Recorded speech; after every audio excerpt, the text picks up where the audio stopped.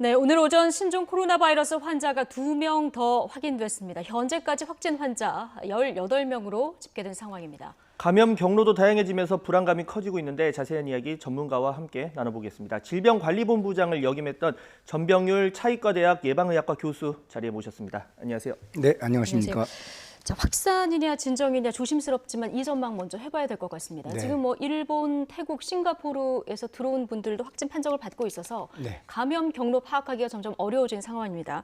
중국 상황도 봤는데 지금 확산세가 꺾이지 않는 이런 상황인데 네.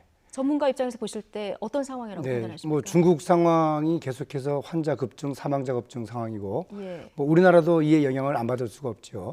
다행스러운 건 아직까지는 이제 그 해외 유입 환자를 중심으로 한 그 감염원을 확인할 수 있는 환자가 확인되고 있는데, 현 단계에서는 산발적인 그런 해외 유입 환자 발생은 당분간 지속이 되리라고 생각을 합니다. 예. 다만 이제 감염원을 알 수 없는 소위 말하는 지역세 감염이 언제 발생하느냐, 이제 그에 따라서 이제 이 방역 당국의 예. 이 환자 관리와 접촉자 관리가 좀 더 이제 어려움을 갖게 되겠죠. 지금 말씀하신 그 부분 관련해서 16번 환자의 감염 경로가 아직 정확히 파악이 안 되고 있어요. 이게 태국에서 감염이 된 건지 아니면 비행기 안에서 감염이 됐는지 국내로 들어와서 감염이 됐는지 지금 모르는 상황이거든요. 네, 그렇습니다. 이 16번 환자가 15일부터 19일까지 태국 파타야 지역을 여행을 하고 있었다고 그래요. 그리고 19일 날 입국을 했고요.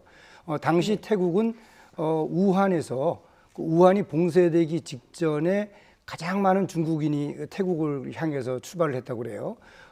자료에 따르면 약 한 2만여 명 정도의 중국인이 당시 태국을 입국했다, 뭐 이런 자료가 있습니다. 그리고 또 실제 태국에서 13일 날 첫 환자가 발생이 됐어요. 확인이 됐어요. 근데 이 환자가 우한에서 온 환자입니다. 그리고 그 외에도 바로 또 추가로 한 명이 발생했고, 현재는 중국을 제외해서는 가장 많은 환자가 발생한 나라가 태국, 네. 한 28명 되고, 그 다음에 싱가포르, 일본 이런 순서예요. 그렇다면 이 환자는 사실 지금 뭐 감염 경로는 좀 불분명하지만 일단 네.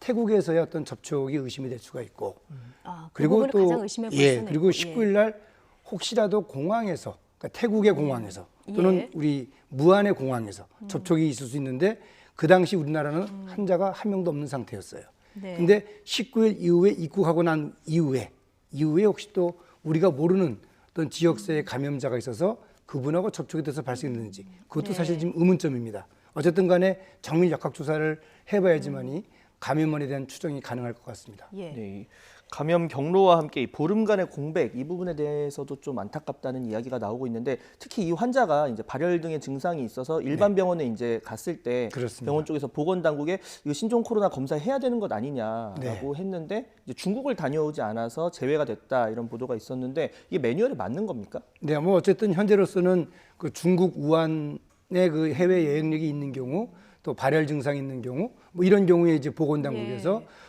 확진을 위한 뭐 검사라든지 뭐 이런 조치들이 이루어지고 있는 상황이고요. 네. 이 환자는 현재 42세 환자지만 과거력상 폐암 수술을 받고 또 폐 절제술을 받은 그런 과거력이 있습니다. 기저질환도 좀 있고. 네, 예. 그렇기 때문에 아마 병원에서는 여행 이후에 면역력 저하에 따른 폐렴으로 의심을 하고 거기에 맞는 투약을 한 것 같아요. 예. 근데 이제 증상이 호전되지 않으니까 결국은 이제 전남대학교 병원 응급실까지 와서 거기에서 이제 그 확진 판정을 받기 위한 검사를 했고 4일 확진 판정을 받고 현재는 국가 지정 격리병동에 격리 조치되어 있는 상황이죠. 예. 상황이 조금 달라졌기 때문에 지금 보건당국 대응도 조금 달라져야 될 것 같다 이런 생각도 들고요. 지금 공항에서도 후베이성 다녀온 외국인에 대해서만 통제를 하고 있잖아요. 근데 이것도 조금 지금 상황이라면 조금 강화되는 쪽으로 다시 검토를 해야 되는 거 아니냐 지적이 계속 나옵니다. 네, 현재로서는 이제 위험 국가는 중국 하나고요. 나머지 뭐 태국, 싱가포르, 일본 뭐 이런 국가들은 다 그 환자들이 그 imported 케이스, 즉 수입된 환자들이에요. 외국부터 들어온 환자들이라서 그 지역까지를 전부 위험 지역으로 우리가 지정을 해서 검역을 강화하는 것은 현재로서는 좀 어려움이 좀 있는 것 같고요. 당분간 그 지역을 다녀온 여행객들은 자신이 스스로 어떤 의심 증상이 있을 경우에 신고토록 하는 그런 개인 위생 수칙을 지키도록 하는 것이 좋을 것 같고, 현재로서는 중국, 현재 뭐 후베이성 지역은 이제 출입 그 제한 조치가 있습니다만, 나머지 이제 그 이 환자들이 많이 발생하는 또 지역들이 있습니다. 그 지역들에 대해서도 우리 정부 당국이 이 국가 이 차원에서의 어떤 출입 제한 조치를 취하는 것도 좀 긍정적으로 좀 검토를 해야 되지 않나 하는 생각을 합니다. 예. 궁금한 게 이 보건당국에서 아까 이제 제외를 했었는데 중국을 다녀오지 않았었으니까 이 진단 키트나 뭐 인력 부족 이런 어떤 현실적인 문제 때문에 좀 그런 겁니까? 물론 이제 그 초기 단계에서 네. 진단 키트가 충분한 물량이 없는 것은 맞는 것 같아요. 근데 이제는 그 신속 진단 키트가 이제 민간 업체와 이제 그 긴급 승인 제도가 통해서 다 이제 배포가 됐기 때문에 현 시점에서는 뭐 진단하는 데 어려움은 없는 것 같아요. 다만 매뉴얼이라는 게 결국은 그 초기 단계에 너무 그 이 광범위하게 이 인력이나 물자가 투자가 네. 될 경우에는 정말 꼭 필요할 때 못 쓰는 경우들이 있기 예. 때문에 그렇죠. 어쩔 수 없이 그렇게 한정적으로 인력 투자 또는 예. 물자 지원 뭐 이럴 수밖에 없는 것 같아요. 예, 알겠습니다. 교수님, 그리고 그 16번 환자가 처음에 내원했던 광주 21세기 병원, 당초에 이제 이 병원을 코호트 격리, 그러니까 병원 전체를 통제하는 뭐 이런 조치를 내렸다 알려졌었는데 지금 중수본에서 밝힌 내용 보면은 아직은 이렇게 코호트 격리는 아니다 이렇게 발표를 했고 위험 평가를 시행 뒤에 평가하겠다 이렇게 얘기가 나왔거든요. 네. 예. 그러니까 이 경우는 이제 환자분이 병원에 내원했을 때 동선을 이제 파악을 해야 되겠죠. 네. 그 동선을 파악하고 그 동선에 노출된 사람들이 얼마나 많았느냐, 아니면 또 그 동선 이외의 사람들이 얼마나 많았느냐, 그걸 놓고 이제 판단을 하게 되는데 과거 메르스 발생될 시에 혹시 일본 환자 기억하십니까? 평택 성모병원에서 있던 그 예. 일본 환자, 그 일본 환자가 삼성병원으로 갔단 말이에요. 근데 그 당시에 평택 성모병원을 통째로 코호트 관리를 안 했어요. 왜냐? 예. 이 일본 환자의 그 병실 위주로만 하다 보니까 나머지 이 환자들이 접촉이 된 사실을 예. 모르고 그 환자들이 다 외부 병원으로 빠져나갔기 때문에 전국적으로 환자들이 확진했던 그런 사례가 있어요. 아마 그런 것들을 비춰봤을 때 이 보건복지부 이 중앙대책본부에서 이 코호트 격리에 대한 것도 아마 검토를 했을 것 같은데 교수님 보시기에는 지금 그렇다면 이 조치가 필요하다고 보십니까? 일단 그 이 환자의 동선을 파악한 이후에 예. 동선이 얼마나 광범위하게 확산돼 있느냐 거기에 따라서 이 병원을 통째로 관리하는 것이 좋은지 아니면 네. 일부 지역만 관리하는 것이 좋은지 그렇게 결정을 할 것 같습니다.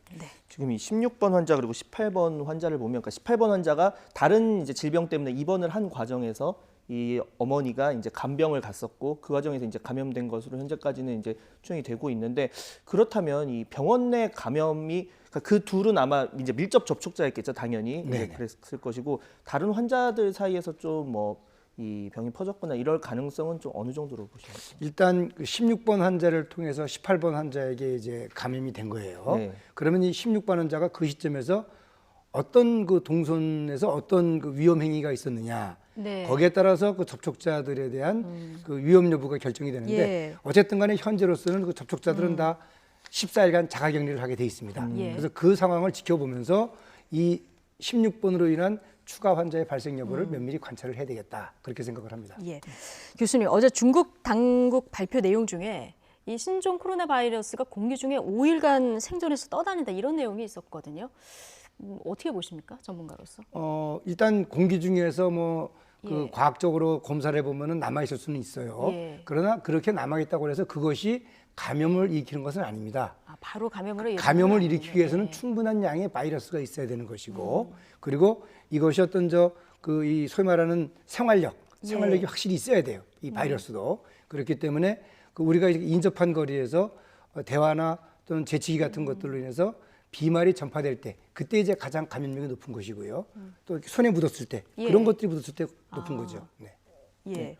아무쪼록 뭐 아까 질병관리본부에서도 얘기했지만 이제 병원 방문할 때도 좀 주의하고 그리고 면회 제한 뭐 이런 것들 수칙 잘 따라 주셔서 더 병원 내 감염 특히 면역력이 약한 상태니까 좀 주의를 환자들 면역력이 약하다 보니까 주의를 해야 할 것 같습니다. 네, 지금까지 전병률 차의과대학 예방의학과 교수와 함께 관련 이야기 나눠봤습니다. 수고하셨습니다. 감사합니다. 고맙습니다.